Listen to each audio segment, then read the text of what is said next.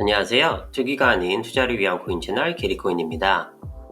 이번 영상에서는 2022년 새해를 맞아 게리코인이 전망하는 올해 코인 시장에 대해서 다뤄보도록 하겠습니다. 안타깝게도 제가 이 영상을 준비하는 일주일 동안 시장이 급락하면서 제가 약간 뒷북치는 그런 상황이 돼버리긴 했지만 그래도 열심히 준비한 콘텐츠이니 여러분들이 투자하시는데 도움이 되셨으면 좋겠습니다. 참고로 이번 영상에서는 상당히 많은 코인 이름들이 나오는데요. 제가 아직까지 커버하지 않은 코인들은 꼭 추후에 소개 영상 만들도록 할 테니 많은 관심 부탁드립니다.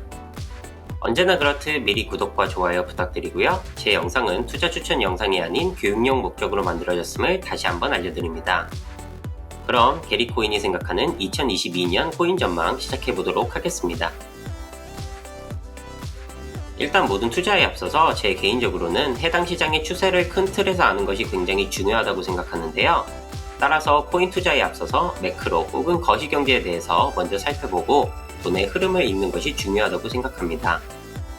거시경제를 잠깐 먼저 살펴보면 지금 보시는 그래프는 Fed Funds Rate이라고 하는 미국의 기준금리 그래프인데요.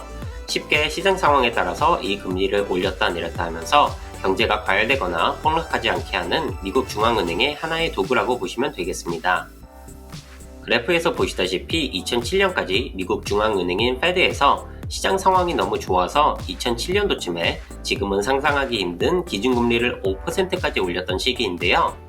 2008년도에 우리가 잘 아는 리만 브라더스 사태가 터지면서 이에 대응하기 위해 당시의 페드의 헤드였던 벤 버냉키가 소위 헬리콥터 머니라고 하는 정책을 펼치게 됩니다.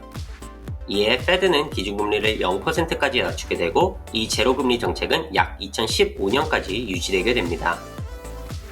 2015년부터 조금씩 정상화되던 금리는 저희가 제일 싫어하는 코로나 바이러스가 2020년 3월에 터지게 되면서 페드의 현 헤드인 제롬 파월에 의해서 다시 한번 제로금리로 내려가게 되고 이건 현재까지 유지되고 있습니다.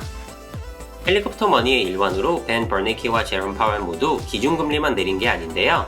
돈을 시장에 더 풀기 위해서 시장에서 미국 국채, MBS라고도 불리는 주택저당증권, 제롬 파월의 경우 한술 더 떠서 회사채까지 페드가 시장에서 사들이면서 굉장히 공격적으로 시장에 돈을 풀었습니다. 문제는 코로나에 대응해서 이렇게 미친듯이 시장에 돈을 뿌리다 보니 미국에서 11월달 인플레이션이 6.8%를 기록하면서 40년 만에 최고치를 기록했다는 것인데요. 페드의 인플레이션 목표가 연간 2%인 것을 생각하면 페드의 예상과는 다르게 엄청나게 빠르게 인플레이션이 현재 상승 중입니다. 이에 대응해서 작년 12월부터 테이퍼링을 시작하면서 올해 3월달부터는 더 이상 시장에서 국채나 MBS 혹은 회사채를 더 이상 매입하지 않기로 했습니다. 이것뿐만 아니라 점도표를 통해서 보여준 바에 따르면 올해 3번의 금리 인상을 단행할 것으로 보이는데요. 이건 시장에서 자금을 조달할 때 금리가 올라간다는 것을 뜻하기 때문에 위험 자산으로 인식되는 주식이나 가상화폐의 안 좋은 뉴스입니다. 따라서 꽤나 많은 애널리스트들이나 유튜버들이 올해부터 가상화폐 시장이 긴 베어마켓 혹은 하락장에 들어갈 수도 있다라고 얘기하는데요. 개인적으로 금리가 오르기 때문에 시장이 하락한다는 것은 너무 단순화시킨 것이라고 생각합니다. 해당 그래프는 미국 주식시장과 기준금리를 동시에 보여주는 그래프인데요. 보시다시피 가장 최근에 금리 인상이 단행됐던 시기에는 금리가 올랐음에도 주식시장 또한 올랐습니다. 단 제가 이렇게 긴 설명을 통해서 드리고 싶은 말씀은 올해 분명 조심해서 투자하셔야 된다는 것입니다. 시장에서 유동성이 빠지게 되고 금리가 오르게 되면 가상화폐 시장을 주도적으로 이끌었던 레버리지 거래를 하기 힘들어지게 되고 개인들 또한 가상화폐 시장에 덜 유입되게 됩니다. 이게 꼭 시장 하락을 의미하진 않지만 작년과 재작년에 비해서 분명 더 조심해서 투자하셔야 하는 시기라고 저는 개인적으로 생각합니다. 자, 지금부터는 코인들을 몇 개 추천드릴 텐데요. 크게 플랫폼, 데이터, 그리고 디파이라는 주제를 가지고 나누어 보았습니다. 먼저 플랫폼 코인들부터 살펴보도록 할게요. 2021년은 스마트 컨트랙트를 돌릴 수 있는 플랫폼 코인들의 해였다고 해도 과언이 아닌데요. 플랫폼 코인의 선두주자인 이더리움뿐만 아니라 솔라나, 테라, 아발란치까지 엄청난 가격 상승을 보여주었습니다. 올해도 이 트렌드는 유지될 것으로 보이는데요. 단 코인 추천을 드리기 전에 짚고 넘어가야 할 몇 가지 포인트가 있습니다. 첫 번째는 이더리움의 업그레이드인데요. 드디어 올해 3월에서 6월 사이에 업그레이드가 진행될 예정입니다. 이번 업그레이드는 이더리움이 드디어 Proof of Work, 작업 증명 방식에서 Proof of Stake, 지분 증명 방식으로 넘어가는 업그레이드입니다. 문제는 이 업그레이드에 대해서 이해가 부족하신 분들이 업그레이드가 가격 상승을 불러올 것이라고 생각하시고 이더리움을 사시는 분들이 제 주위에 몇 분 계신데요. 올해 업그레이드가 되는 것은 현재 존재하는 이더리움 블록체인과 비컨 체인을 연결하면서 합의 알고리즘만 바뀌게 되는 것입니다. 이건 이더리움의 현재 가장 큰 문제인 속도 문제를 전혀 해결하지 못하는데요. 속도 문제에 대한 해법인 샤딩은 빨라야 내년에나 업그레이드 될 것으로 보입니다. 물론 작업 증명에서 지분 증명으로 합의 알고리즘이 바뀌게 되면 가스피라고 불리는 수수료가 일정 부분 내려가는 효과를 가져올 수는 있겠으나 속도 문제가 해결되지 않는 건 다른 플랫폼들에 비해서 굉장히 큰 단점이라고 생각합니다. 이건 이 그래프를 통해서도 잘 나타나는데요. 디파이 생태계에서 작년 8월에 이더리움 지분이 94%로 압도적인 1등이었는데 현재는 그 수치가 62%로 많이 내려온 상태입니다.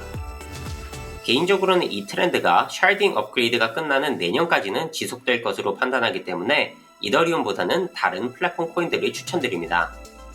자, 그럼 어떤 코인들을 추천드리냐면 아까 처음에 말씀드린 4개의 코인들 이더리움, 솔라나, 테라, 아발란체는 추천드리지 않습니다. 그 이유는 굉장히 단순한데요. 바로 현 시가총액 때문에 그렇습니다. 이 4개의 코인 모두 굉장히 높은 시가총액을 기록하고 있기 때문에 가격 상승 잠재력이 제한적이라는 것이 제 판단입니다. 대신 현재 이더리움 레이어 2 솔루션의 선두주자인 폴리곤을 추천드립니다. 폴리곤에 대해서는 곧 코인 소개 영상 제작해서 설명드리도록 하겠습니다.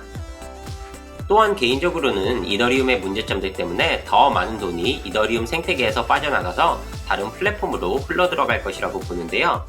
이때 상대적으로 작고 많은 주목을 받지 못했던 플랫폼 코인들이 많은 수혜를 받을 것이라고 생각합니다. 따라서 니얼 프로토콜과 팬텀을 추천드립니다. 마지막으로 올해는 interoperability, 상호 운용성이 굉장히 중요한 키포인트가 될 것이라고 생각하는데요. 이건 앞으로 더 많은 블록체인들이 생기고 탈중앙화 앱들이 개발되면서 블록체인들끼리 소통해야 하는 필요성이 늘기 때문입니다.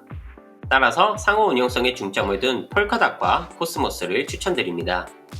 코스모스도 곧 소개 영상 올리도록 하겠습니다. 자, 그럼 이번에는 데이터 관련 코인들을 살펴보도록 할게요. 저는 항상 데이터 관련 코인들에 큰 관심을 갖고 있는데요. 그래서 지금까지 여러 데이터 관련 코인들 소개 영상을 만들었었습니다. 그 중에서도 올해 더더욱이나 관심이 가는 코인들은 체인링크와 더그래프입니다. 앞으로 더 다양한 블록체인들이 생겨나고 또 점점 더 많은 탈중앙화 앱들이 개발되고 블록체인 기술이 실생활에 접목되면 될수록 데이터 관련 코인들의 가치는 더 올라간다는 것이 저의 판단인데요. 따라서 올해에도 이 두 코인은 그대로 추천드리는 바입니다. 특히 개인적으로는 올해 드디어 실생활에 점점 더 블록체인 기술이 접목되는 해가 되지 않을까라고 조심스레 예상해 보는데요. 제가 최근에 관심을 갖고 있는 코인 중에 하나는 바로 Internet of Things, 즉 사물 인터넷과 블록체인 기술을 접목한 코인인데요. 바로 IoTex라는 코인입니다. 이 코인에 대한 자세한 설명은 다음번에 따로 영상으로 설명드리도록 하고요. 아주 간단하게 설명을 드리면 페브과 유캠이라는 기기와 실질적으로 연동돼서 돌아가는 코인입니다. 유캠의 경우 2020년에 CES에서 상을 받았을 정도로 그 기술력을 인정받았는데요. 더 많은 기기와 연동을 시킬 계획을 갖고 있는 만큼 장기적으로 충분히 투자할 가치가 있다고 생각합니다. 마지막으로 빅데이터 관련 코인을 하나 소개드리고 싶은데요. 바로 오션 프로토콜이라는 코인입니다. 오션 프로토콜의 경우 빅데이터를 다루는데 특화된 블록체인인데요. 장기적으로 봤을 때 관심을 갖고 볼만한 코인이라고 생각합니다. 자, 그럼 마지막으로 디파이에 대해서 설명드리도록 할게요. 일단 디파이 섹션을 이 영상에 넣은 이유는 디파이 관련 코인을 추천드리려는 것이 아니라 포트폴리오 일부분에 디파이에 대한 투자를 하시는 것을 추천드리기 때문입니다. 제가 서두에서 설명드렸다시피 올해 같은 경우 추세를 예측하기 힘든 장이기 때문에 디파이에 비중을 높게 가져가시다가 추세가 보일 때 코인에 투자하시는 것을 추천드립니다. 추세가 상승장으로 바뀌기 전까지는 포트폴리오의 약 50% 정도를 디파이에 넣는 것을 추천드리고요. 이번 영상에서는 총 3개의 디파이 프로토콜을 추천드릴 건데요. 첫 번째는 테라 블록체인 위에 만들어진 디파이 플랫폼인 앵커 프로토콜입니다. 현재 앵커 프로토콜은 연간 약 17%에서 20% 정도의 이자율을 보여주고 있고요. 이 플랫폼에서 사용하셔야 되는 코인은 UST 혹은 테라 USD라고 불리는 스테이블 코인입니다. 두 번째는 아발란체 블록체인 위에 만들어진 벤치라는 플랫폼입니다. 벤치는 쉽게 돈을 빌려주고 이자를 받는 일종의 은행이라고 생각하시면 되는데요. 현재 약 8% 정도의 이자율을 나타내고 있습니다. 여기서 한 가지 아셔야 할 것은 8%의 이자가 USDT나 USDC 같은 스테이블 코인과 아발란체 그리고 치코인으로 총 3개로 나눠서 받는다는 점입니다. 마지막으로 아발란체 블록체인 위에 만들어진 일드야크라는 플랫폼인데요. 여기선 현재 약 14% 정도의 이자율을 보여주고 있습니다. 단, 이 플랫폼의 경우 레버리지를 사용을 해서 디파이를 하는 것이기 때문에 앞서 말씀드린 두 개의 플랫폼보다 훨씬 더 위험합니다. 따라서 디파이를 많이 해보지 않으신 분은 개인적으로 추천드리지 않겠습니다. 자, 오늘 영상에서는 게리코인이 생각하는 2022년 코인 전망에 대해서 말씀드렸는데 어떠셨나요? 서두에서 말씀드렸다시피 제가 영상을 제작하는 도중에 시장이 급락하는 바람에 제가 약간 뒷북치는 느낌이 없지는 않지만 그래도 올해 투자하시는데 조금이나마 도움이 되었으면 좋겠습니다.